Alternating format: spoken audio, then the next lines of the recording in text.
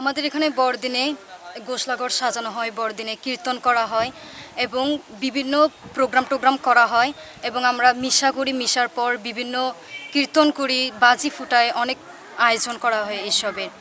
এরপর আমরা পিকনিক করি।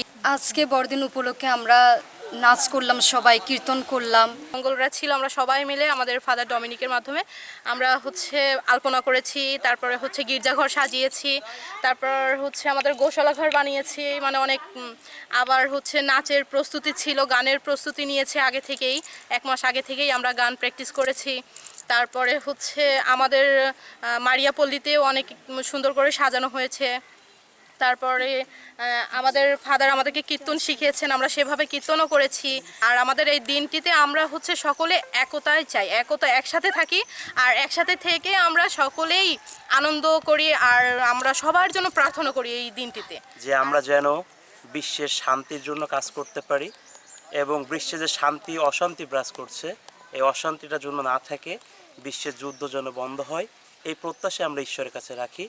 এবং আমাদের সকলের মনে চাওয়া থাকে যে আমরা কিভাবে সামনে এগিয়ে যাব, আমাদের পড়াশোনা কিভাবে এগিয়ে যাবে, আমরা কিভাবে সফলতা লাভ করব, এগুলোর জন্য আমরা প্রার্থনা করি। এই দিনটাকে কেন্দ্র করে আমাদের আশেপাশে যে আইন শৃঙ্খলা বাহিনী রয়েছে, তাদের রহরহ, তাদের তদারকি, তাদের সমর্থন, নির্দেশনা আমরা পাচ্ছি এবং আমরা অনেক নিরাপদে আছি।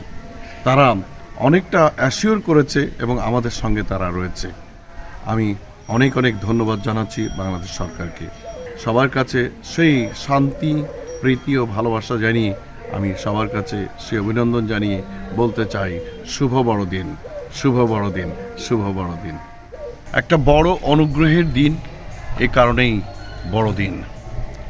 আর এই দিনকে কেন্দ্র করে ফাতেমা রানী গির্জা, বাগেরহাট, আমাদের খ্রিস্ট ভক্তগণ যে আয়োজন করেছে, তার মধ্যে রয়েছে আলপনা, ঘরবাড়ি ডেকোরেশন, পরিষ্কার পরিচ্ছন্ন, গোশালাঘর তৈরি, গির্জাঘর সাজানো, পিঠা উৎসব, সান্তাক্লজ, কীর্তন, আর অনেক কিছু নিয়েই মানুষের প্রস্তুতিতে কেমন যেন একটা আনন্দের বার্তা বয়ে নিয়ে আসছে।